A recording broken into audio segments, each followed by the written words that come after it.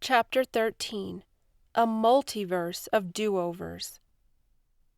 In this assault on the afterlife, Satan is taking advantage of our desire for second chances and do-overs. We've all messed up or think we've missed out on something that we'd just like to do again.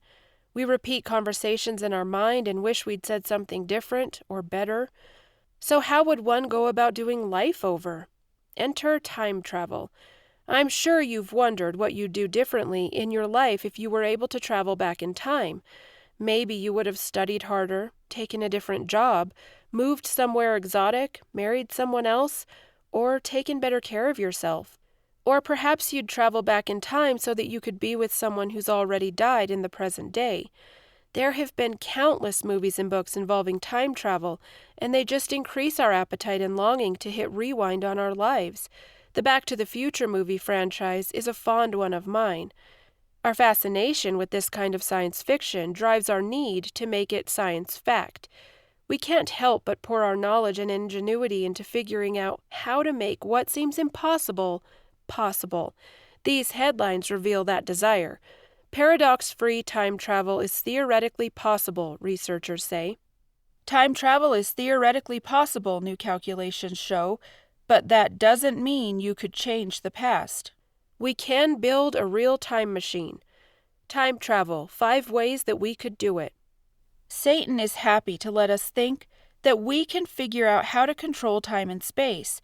You see, if time travel were possible, then who would need an afterlife? You could live out an endless number of do-overs.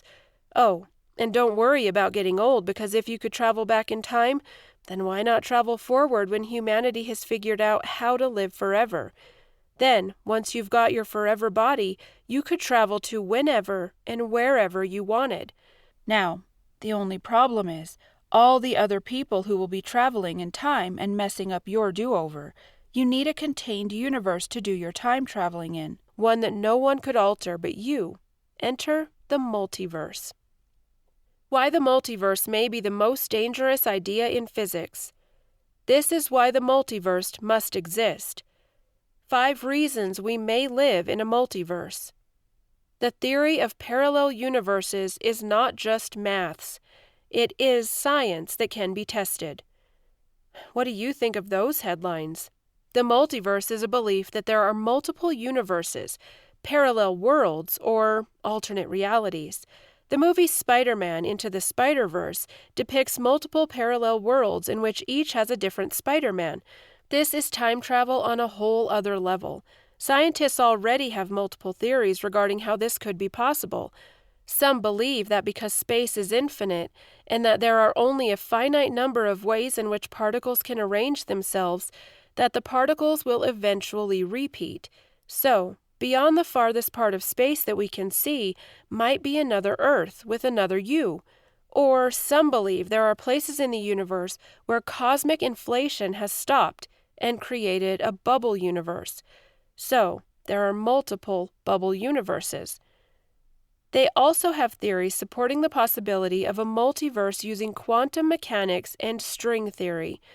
So, now with this multiverse being a possibility, instead of traveling in time on the Earth that you know, you could travel to an alternate reality where everything could be different and exciting.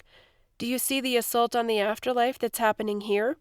It's the modern-day version of reincarnation. Satan doesn't want you to know that there are no do-overs regarding salvation. After you die, your afterlife begins. It is appointed for men to die once, and after this, judgment. Hebrews 9:27. Satan also doesn't want you to know that time travel isn't possible. Just think about the possibility for a minute. Satan would have figured it out and would have been the first in line to use it. The wisdom we speak of is the mystery of God, His plans that was previously hidden, even though He made it for our ultimate glory before the world began. But the rulers of this world have not understood it. If they had, they would not have crucified our glorious Lord. 1 Corinthians 2:7-8 NLT. God put His plan of salvation in place before the world began. The rulers of this world refers to Satan and his fallen angels. They didn't understand God's plan. They never would have let Jesus be crucified if they had. The crucifixion was their demise. They would do it over in a heartbeat. They haven't because they can't. God created time. He created light, separated it from darkness. Then evening passed, and morning came, marking a day. Genesis 1, 1 through 5. Since He created time, He's able to tell us the future. We believe God because what He reveals about the future always comes to pass.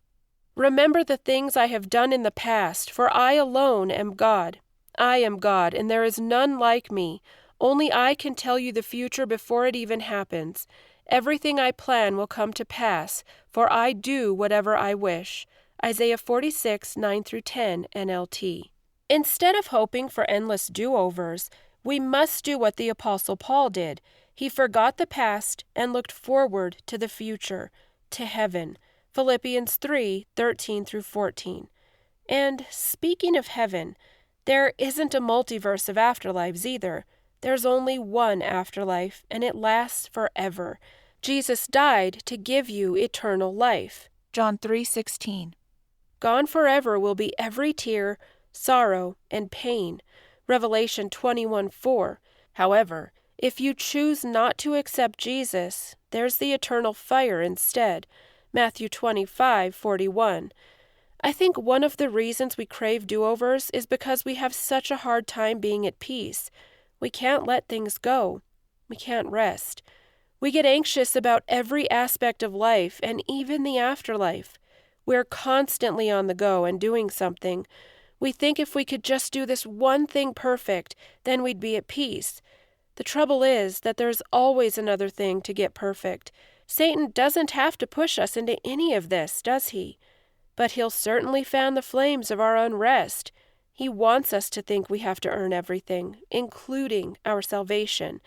Now you already know that you can't. It's a gift from God that you can choose to accept or not. Romans 6:23. While Jesus offers us peace right now by praying about everything, Philippians 4, 6 through 7. It's sometimes difficult to attain, isn't it? It won't be that way in heaven. It's a place of eternal peace and rest. Here's a description about Jesus' millennial kingdom. The Lord will mediate between peoples and will settle disputes between strong nations far away. They will hammer their swords into plowshares and their spears into pruning hooks. Nation will no longer fight against nation, nor train for war any more. Everyone will live in peace and prosperity, enjoying their own grapevines and fig trees, for there will be nothing to fear. The Lord of heaven's armies has made this promise. Micah 4, 3 through 4, NLT. When Jesus returns at his second coming, he's going to establish his kingdom and reign from Jerusalem. Everyone will live in peace. Peace on earth isn't a fantasy. It's going to happen in the not-too-distant future. Now, you might be thinking this is just 1,000 years.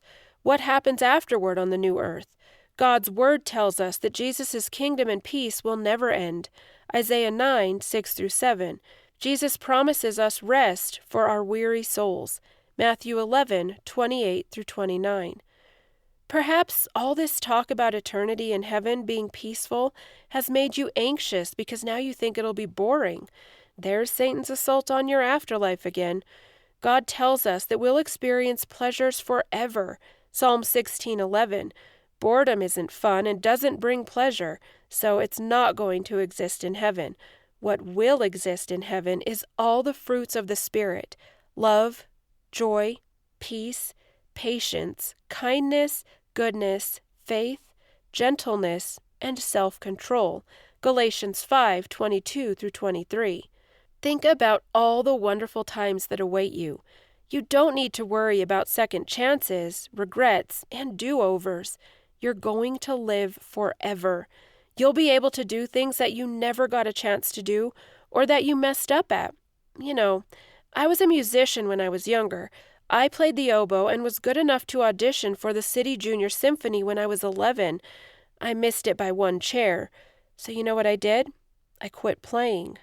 Yep. What can I say? I was only 11. I sometimes wonder what might have happened if I hadn't. While I could stress out about how I could learn it over again and resume playing today, I know that I'll have all the time in the world to do it in heaven, if I want to. Not only that, but I'll also have the best musicians throughout time that chose to put their faith in Jesus to help me learn it again. Maybe you're worried about who you'll be with in heaven because you regret your marriage choice or choices. Or perhaps you're single and are afraid you'll be alone for forever. Jesus was asked about marriage in heaven. He said that we aren't married or given in marriage in heaven, and that we'll be like the angels, Matthew 22:30. The Apostle Paul described this as a great mystery, but said it's because we'll already be married to Jesus, Ephesians 5:31-32. The church, that's us believers, and Jesus are one. However, this doesn't mean you'll be alone. God knows that it's not good for man to be alone, Genesis 2:18. That's why he made Eve for Adam. You're going to have plenty of fulfilling relationships of all kinds in heaven. There will be people as close to you as a spouse is. You'll have best friends, sisters, brothers, aunts, uncles, and even parent figures. What about kids, you say? Well, the Bible doesn't say that babies and children who die are suddenly all grown up in heaven. So I imagine there will be all sorts of children who get to grow up in heaven that you'll get to be with. If you aren't a fan of children today because they're loud, don't listen, and are often naughty, then rest assured that they won't be sinners in heaven. And we shouldn't forget about the millennial reign with Jesus. It's going to have a mix of immortal believers and regular, non-immortal humans. It starts out with the people who survived the tribulation and also put their faith in Jesus. They're going to start families, so there will be successive generations of people. There will be plenty of babies and children in the millennial kingdom who need watching, caring, coaching, and even teaching. Don't let Satan assault your afterlife with his lies about time travel and his multiverse of do-overs. You're going to have an infinite number of second chances in heaven. Trust that your eternal future is safe in the hands of Jesus. Jesus, crying with a loud voice, said, "Father, into your hands I commit my spirit." Luke 23:46.